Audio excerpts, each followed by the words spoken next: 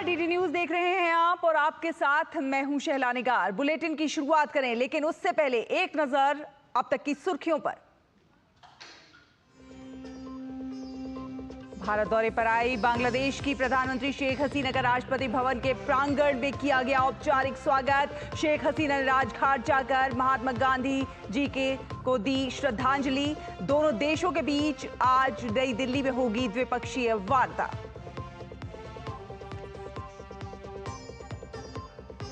नई दिल्ली में आज होगी जीएसटी काउंसिल की 53वीं बैठक। केंद्रीय वित्त मंत्री निर्मला सीतारमण की अध्यक्षता में कई अहम मुद्दों पर होगा विचार विमर्श। स्वाति मालीवाल के साथ मारपीट मामले में आरोपी विभव कुमार की न्यायिक हिरासत का आज अंतिम दिन, कोर्ट में होगी पेशी।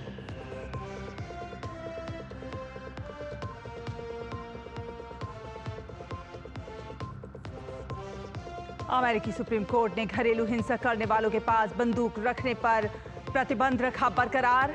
उधर दक्षिण अर्कान्सास के सुपरमार्केट में गोलीबारी में 3 की मौत, 10 जख्मी।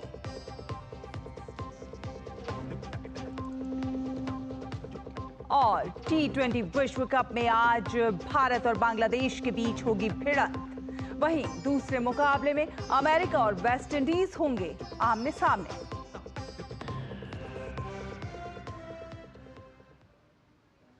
तो आपको बता दें कि बांग्लादेश की प्रधानमंत्री शेख हसीना भारत के 2 दिवसीय दौरे पर हैं। शेख हसीना का आज राष्ट्रपति भवन के प्रांगण में औपचारिक तौर पर स्वागत किया गया। प्रधानमंत्री नरेंद्र मोदी ने उनका स्वागत किया। इसके साथ ही साथ बांग्लादेश की पीएम शेख हसीना को गार्ड ऑफ ऑनर भी दिया गया।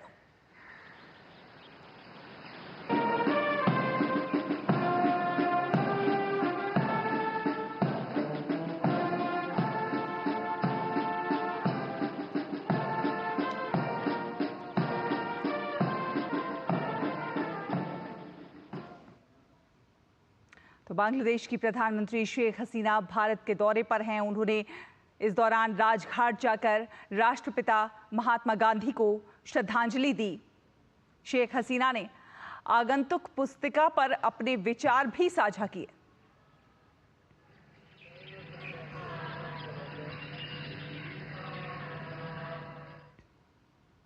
प्रधानमंत्री नरेंद्र मोदी और बांग्लादेश की प्रधानमंत्री शेख हसीना के बीच आज नई दिल्ली में द्विपक्षीय वार्ता होगी।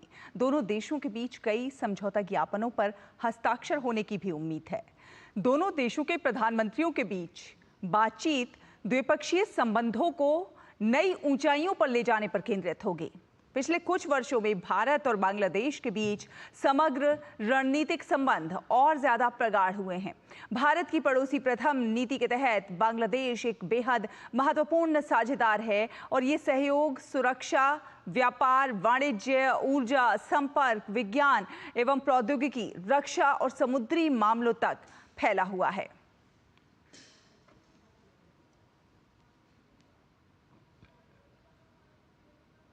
और इसी पर और ज्यादा जानकारी के लिए हमारे सहयोगी अरुण शर्मा हमारे साथ फोन लाइन पर मौजूद हैं। अरुण, हम लगातार बता रहे हैं कितने महत्वपूर्ण ये दोनों देशों के जो रिश्ते हैं कितने महत्वपूर्ण हैं, कितने प्रगाढ़ हैं, और जिस तरह की आज द्विपक्षीय वार्ता होने जा रही है, ये रिश्ते और भी ज्यादा नई ऊंचाइयों पर जाएंगे। बिल्कुल शैला, आपसे कुछ ही देर के अंदर प्रधानमंत्री नरेंद्र मोदी और शेख हसीना की मुलाकात होगी यहाँ हैदराबाद हाउस में द्विपक्षीय बैठक के लिए। और माना जा रहा है कि कई क्षेत्रों के अंदर समझौते होने की संभावना है, जिसमें कि कनेक्टिविटी, ऊर्जा ये प्रोमिनेंस रखते हैं। आपको ये भी बता दें कि 15 दिन के अंदर लगभग ये शेख हसीना का भारत का दूसरा दौरा है। इससे पहले वो प्रधानमंत्री नरेंद्र मोदी के शपथ ग्रहण समारोह में भी उन्होंने शिरकत की थी और चुनिंदा जो वर्ल्ड लीडर्स जो भारत आए थे उनमें शेख हसीना भी शामिल थी। और साथ ही साथ अब ये पहली स्टेट विजिट आप कह सकते हैं मोदी 3.0 की किसी भी फॉरेन लीडर की जो कि भारत के अंदर है। तो दिखाता है कि भारत बांग्लादेश को कितनी प्रोमिनेंस या फिर एक तरह से प्रोमिनेंस देता है और बांग्लादेश के लिए भी कितनी इंपॉर्टेंस है भारत के नजरिए से। दूसरा इंपॉर्टेंट पॉइंट इसको यूं समझते हैं कि जब शेख हसीना अपने 4th कंसेक्यूटिव टर्म में जब आई थी, जब रीइलेक्ट होकर के वापस आई थी, तो प्राइम मिनिस्टर मोदी पहले वर्ल्ड लीडर थे जिन्होंने शेख हसीना को कांग्रेचुलेटरी पोस्ट या फिर कांग्रेचुलेटरी मैसेज दिया था। तो ये अपने आप में दर्शाता है कि दोनों जो देश हैं आपस में कितने कॉम्प्लीमेंट्री हैं और कैसे नई जो रिश्तों को नई ऊंचाई तक ले जाने के लिए आगे प्रतिबद्ध हैं। अब सबसे इंपॉर्टेंट बात यहाँ पे निकल करके ये आती है कि क्योंकि दोनों ही लीडर्स का ये न्यू रेजिम है, इस नए रेजिम के अंदर दोनों ही नेता माना जा रहा है कि अपने जो मल्टी फैसेटेड जो रिलेशनशिप है भारत बांग्लादेश का, उसको एक तरह से रिव्यू करेंगे। तमाम क्षेत्रों को, चाहे आप एनर्जी से जुड़े हुए क्षेत्रों की बात करें, डिजास्टर रेजिलेंट की क्षेत्र से जुड़े सेक्टर की बात कर लीजिए, या फिर आप एनर्जी और कनेक्टिविटी की बात कर लीजिए, तो इन तमाम जो क्षेत्र हैं इस पर फोकस रहता हुआ दिखाई देगा। अब से कुछ ही देर के अंदर दोनों नेताओं की मुलाकातें हैदराबाद हाउस में होने जा रही है। अरुण, देखा जाए तो अगर हम व्यापार की दिशा में देखें तो बांग्लादेश दक्षिण एशिया में भारत का सबसे बड़ा व्यापारिक साझेदार है, तो भारत एशिया में बांग्लादेश का दूसरा सबसे बड़ा व्यापारिक साझेदार है। व्यापार की दिशा में देखा जाए, वाणिज्य की दिशा में देखा जाए, आज की मुलाकात कुछ खास और ज्यादा हो सकती है। बिल्कुल, देखिए इसको इस तरह से भी समझ सकते हैं शैला कि भारत और बांग्लादेश दोनों ही एशियन रीजन के अंदर एक तेज गति से विकास करने वाली अर्थव्यवस्थाएं हैं, लेकिन बांग्लादेश के सामने इस समय पर चुनौती है। और ये विजिट इसलिए भी इंपॉर्टेंट हो जाता है बिकॉज एक तरफ जब बांग्लादेश के सामने कुछ घरेलू चैलेंजेस हैं, जैसे कि high inflation, banking liquidity crunch, ये कुछ घरेलू चैलेंजेस है जिसको बांग्लादेश इस समय पर फेस कर रहा है। तो ऐसे में भारत की ओर अभी बांग्लादेश देख रहा है कि आखिरकार फाइनेंशियल मोर्चे के ऊपर या इकोनॉमिक पॉइंट ऑफ व्यू से भारत के साथ कैसे साझेदारी को आगे बढ़ाया जा सकता है। दूसरा प्रोमिनेंट पॉइंट है जैसे कि इन्वेस्टमेंट एडवाइजर जो शेख हसीना के हैं, उन्होंने कल क्लियरली इंडिकेट कर दिया था कि इन्वेस्टमेंट को बढ़ाने की दिशा के अंदर, इकोनॉमिक एस्पेक्ट को बढ़ाने की दिशा के अंदर भारत और बांग्लादेश की ये बैठक काफी ज्यादा डोमिनेंस ये मुद्दे रह सकते हैं, जैसे कि इकोनॉमिक एस्पेक्ट और कैसे इन्वेस्टमेंट को बढ़ावा दिया जा सके। इस बात को हम जानते हैं कि भारत ने पिछले 8-9 साल के अंदर लगभग $8 बिलियन के आसपास की लाइन ऑफ क्रेडिट को एक्सटेंड किया है। तो चाहे एलओसीज जो लाइन ऑफ क्रेडिट है उसको एक्सटेंड करने की बात हो, कंडीशंस को और बेहतर बनाने की बात हो, इस बात पर फोकस रह सकता है। साथ ही साथ कैसे नया मार्केट और बड़ा मार्केट मिल सके बांग्लादेश को भारत के अंदर, और इस बात पर फोकस रह सकता है। साथ ही साथ भारत के लिए बांग्लादेश बहुत स्ट्रेटेजिकली इंपॉर्टेंट है। चाहे मोंगला पोर्ट की आप बात कर लीजिए, भारत अपनी कैपेसिटीज को बढ़ा रहा है, एनहांस कर रहा है, डेवलपमेंट कर रहा है, तो स्ट्रेटेजिकली वो मोंगला पोर्ट भी इंपॉर्टेंट है जहां तक भारत की जो एक्ट ईस्ट पॉलिसी की अगर बात की जाती है, बिकॉज एक बहुत इंपॉर्टेंट गेटवे को विस्तार करना भारत की एक प्राथमिकता रहता है। तो इस लिहाज से ये जो विजिट है दोनों ही देश के लिए काफी इंपॉर्टेंट रह सकती है, खास तौर पर जब दोनों लीडर्स के न्यू रिजीम एक तरह से शुरू होते हुए दिखाई दे रहे हैं। यहाँ से अरुण, अगर देखा जाए तो सुरक्षा, ऊर्जा, विज्ञान और प्रौद्योगिकी और साथ ही साथ रक्षा क्षेत्र में दोनों देशों के जो हैं वो एक दूसरे को सहयोग कर रहे हैं। अगर आज के समझौतों की बात की जाए तो कौन कौन से क्षेत्रों में समझौते होने की उम्मीद है?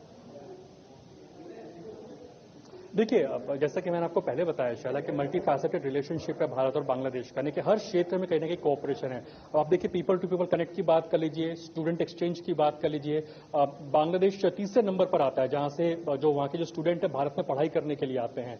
जहां तक कल्चरल एस्पेक्ट की बात की जाए तो देखिए डिजिटल कॉन्टेंट को शेयर करता है, डिजिटल गैलरी को विकसित किया है भारत और बांग्लादेश ने। जहां तक मुजीबुर रहमान की बात हो और महात्मा गांधी की बात हो, ताकि यंगस्टर्स जो आज की युवा पीढ़ी है वो एक तरह से डिजिटल कॉन्टेंट को शेयर करके एक तरह से इतिहास को, जो रिच इतिहास है भारत बांग्लादेश का, उसको जान सके। तो साथ ही साथ पीपल टू पीपल कनेक्टिविटी के लिए हमने देखा कि 2023 काफी इंटरेस्टिंग रहा था और बहुत ही इंपॉर्टेंट रहा था, बिकॉज जो रेल लिंक परियोजनाएं हैं उसको कहीं ना कहीं कैपेसिटीज बढ़ती हुई दिखाई दी थी। हमने देखा था कि जो इंडिया बांग्लादेश जो फ्रेंडशिप पाइपलाइन है वो काफी इंपॉर्टेंट हो जाता है एनर्जी के लिहाज से, क्योंकि जो बांग्लादेश की जो डिपेंडेंस है, जो लॉजिस्टिकल कॉस्ट है, काफी ज्यादा कम करता है। सीधी जो एनर्जी सप्लाईज है वो बांग्लादेश तक पहुंच पाती है, इससे पहले तक रेलवे के माध्यम से पहुंचाई जा रही थी। तो चाहे एनर्जी हो, कनेक्टिविटी हो, यानी कि रेल जैसी परियोजना हो, रोड को डेवलप करने की परियोजना हो, चेक पोस्ट को डेवलप करने की परियोजना हो, तो एक तरह से मल्टीपल एस्पेक्ट पर फोकस रहता हुआ दिखाई दे सकता है। लेकिन आप ब्रॉड कॉन्टोर्स को पढ़ेंगे तो एनर्जी, कनेक्टिविटी और इकोनॉमी, जिसमें कि लाइन ऑफ क्रेडिट भी शामिल है,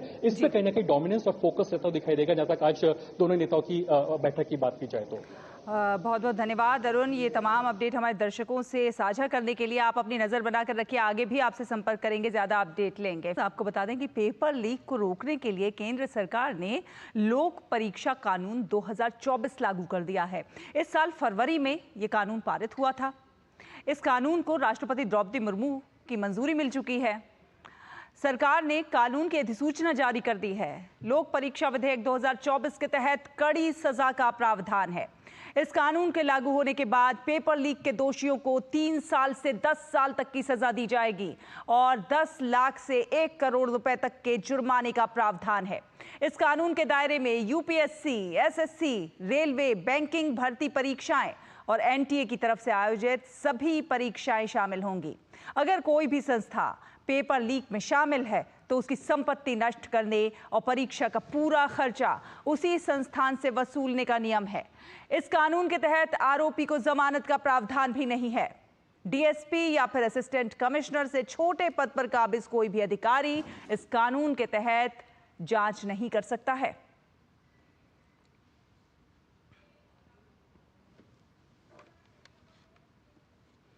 और केंद्रीय वित्त मंत्री निर्मला सीतारमण की अध्यक्षता में आज वस्तु और सेवा कर यानी कि जीएसटी परिषद की 53वीं बैठक होगी।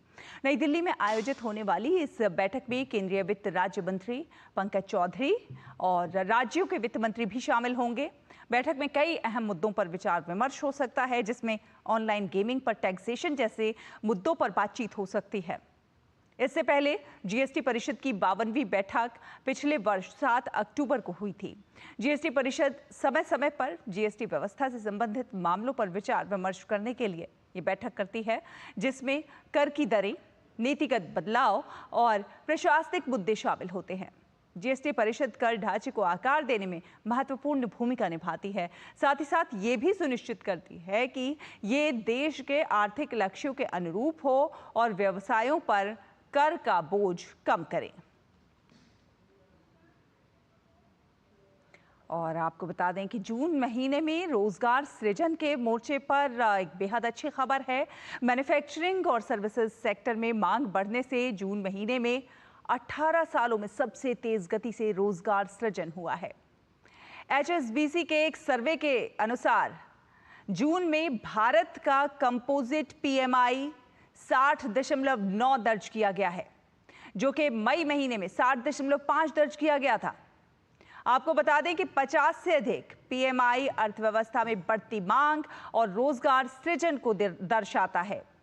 लगातार 35 महीनों से भारत से परचेजिंग मैनेजर्स इंडेक्स यानी कि पीएमआई में बढ़ोतरी दर्ज की जा रही है। कंपोजिट पीएमआई के ये शुरुआती आंकड़े हैं, जिसमें बाद में बदलाव भी संभव है। सेवा क्षेत्र में भी मांग में तेजी बरकरार है। सर्वे में कहा गया है कि मैन्युफैक्चरिंग और सेवा क्षेत्र में तेजी दर्ज की गई है, जबकि एक्सपोर्ट मांग में थोड़ी सुस्ती नजर आई है। मांग बढ़ने से कंपनियों पर नौकरी देने का दबाव बढ़ा है और रोजगार सृजन की रफ्तार 18 सालों में सबसे तेज नजर आई है। S&P ग्लोबल हर महीने मैन्युफैक्चरिंग और सर्विसेज दोनों ही सेक्टर्स में काम कर रही कंपनियों का सर्वे कराता है और दोनों सेक्टर के मिले जुले प्रदर्शन को कंपोजिट पीएमआई इंडेक्स के तौर पर जारी किया जाता है।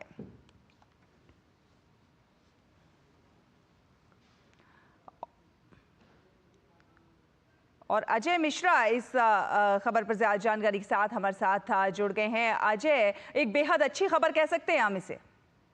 बिल्कुल सही कहा आपने, रोजगार के मोर्चे पर तो अच्छी खबर है ही है। और पीएमआई जैसा कि आप जानते हैं कि पूरे सेक्टर्स में जो मांग है उसका एक पैमाना होता है, जो कि एचएसबीसी S&P ग्लोबल की तरफ से जारी किया जाता है। और ये एक तरह का सर्वे है जिसमें 400 कंपनियां मैन्युफैक्चरिंग की और करीब इतनी ही कंपनियां 400 कंपनियां सर्विसेज सेक्टर से जुड़ी होती हैं। उनसे कई सारे सवाल पूछे जाते हैं, मिसाल के तौर पर आपकी मांग में कितनी बढ़ोतरी हो रही है, नए ऑर्डर्स आपको मिले हैं कि नहीं, साथ ही साथ रोजगार के ऊपर आप क्या असर देखते हैं, आने वाले भविष्य में आपकी मांग को लेकर के क्या आपका अनुमान है, साथ ही साथ महंगाई के मोर्चे पर आपको क्या लगता है। सारी कंपनियों से सर्वे के बाद ये जो इंडेक्स निकाला जाता है, अगर 50 से ऊपर होता है इसका मतलब है पॉजिटिव संकेत है और अर्थव्यवस्था में मांग बढ़ रही है। डिमांड बढ़ने से जो रोजगार है उसमें भी बढ़ोतरी होती है। और ये जून के जो कंपोजिट इंडेक्स जारी किए गए हैं वो 60.9 है। आपको बताएं कि 35 महीनों से लगातार ये पॉजिटिव जो आंकड़े हैं वो आ रहे हैं भारत के बारे में, जिसमें मैन्युफैक्चरिंग सेक्टर में और सर्विसेज सेक्टर में दोनों में ही बढ़त देखी जा रही है। ये एक अच्छी खबर है। और आगे जाते हुए कंपनियों ने उम्मीद जताई है कि थोड़ा सा इनपुट कॉस्ट उनका ज़रूर बढ़ सकता है। लेबर और इनपुट कॉस्ट को लेकर उन्होंने थोड़ी सी चिंता जताई है, लेकिन पॉजिटिव आउटलुक अभी भी बरकरार है और ये भारतीय अर्थव्यवस्था की मजबूती को दिखाता है रोजगार के मोर्चे पर। वाकई कितनी अच्छी खबर है, लेकिन कितने रोजगार पैदा हुए ये इस बात का संकेत नहीं है। केवल ये इंडेक्स होता है जिसमें ये केवल अनुमान लगाया जाता है, या फिर आप कहें कि इस तरह की आशा व्यक्त की जाती है कि रोजगार में सृजन हुआ है। रोजगार के जो आंकड़े हैं तो आपको ईपीएफओ या फिर ईएसआईसी या जो कंपनियां प्राइवेटली डिस्क्लोज करती हैं उसके जरिए आपको मिल सकते हैं। जी। तो लेकिन रोजगार को लेकर के अनुमान जो है वो सकारात्मक है।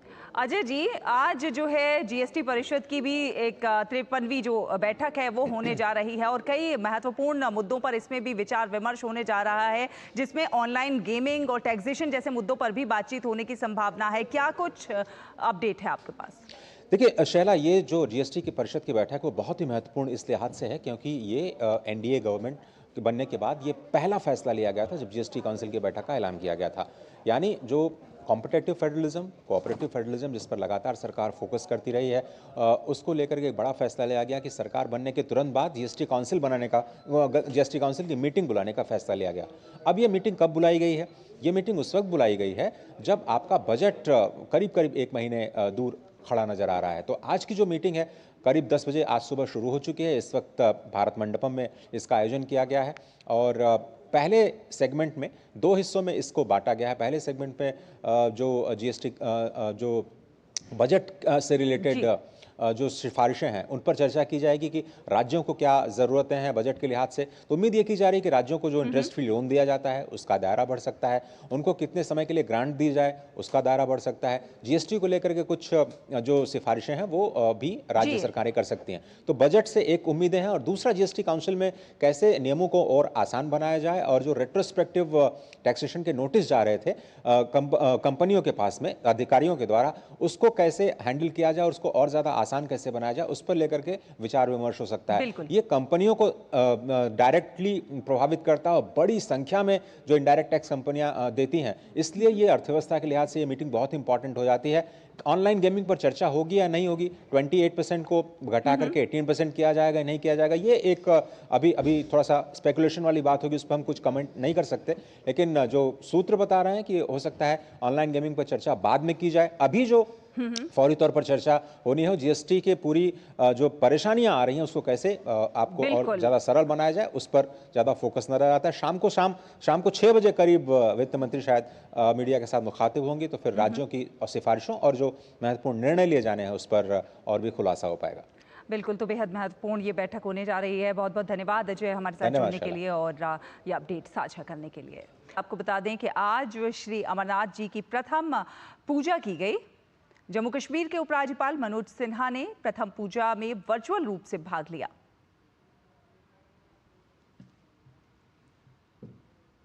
तो आपको बता दें कि प्रथम पूजा की गई और इस प्रथम पूजा में वर्चुअल रूप से जम्मू कश्मीर के उपराज्यपाल मनोज सिन्हा ने भाग लिया।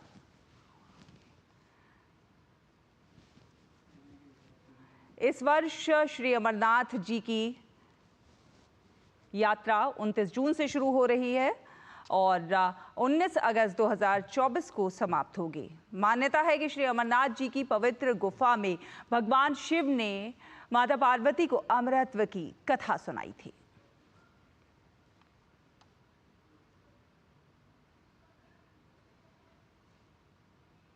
तो बता दें आज देवस्थान पूर्णिमा है। भगवान जगन्नाथ की भव्य रथ यात्रा से 2 हफ्ते पहले देवस्थान किया जाता है। इस दिन भगवान जगन्नाथ के साथ ही बलभद्र जी, सुभद्रा जी और सुदर्शन जी को भी विशेष स्नान कराया जाता है। स्नान से पहले इन तीनों की भव्य और आकर्षक यात्रा निकाली जाती है, इसलिए इसे स्नान यात्रा भी कहते हैं। इस अवसर पर पुरी के जगन्नाथ मंदिर में भक्तों का जन सैलाब उमड़ा है।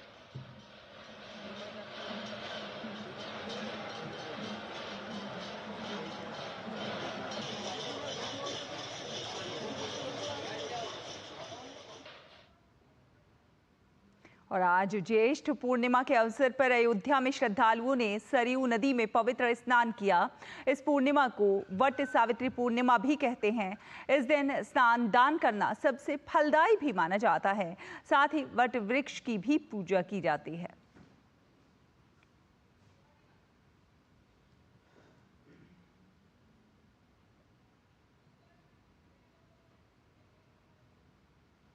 और असम के नीलाचल पहाड़ी पर स्थित कामाख्या धाम में आज से महाअम्बुबाची मेला शुरू हो गया है। असम सरकार और कामाख्या मंदिर प्रबंधन समिति ने अम्बुबाची मेले के लिए कई विशेष प्रबंध किए हैं। ये मेला 26 जून तक चलेगा। अम्बुबाची मेला कामाख्या मंदिर में आयोजित एक वार्षिक हिंदू मेला है। देश भर से लाखों भक्त इस मेले में शामिल होने के लिए आते हैं।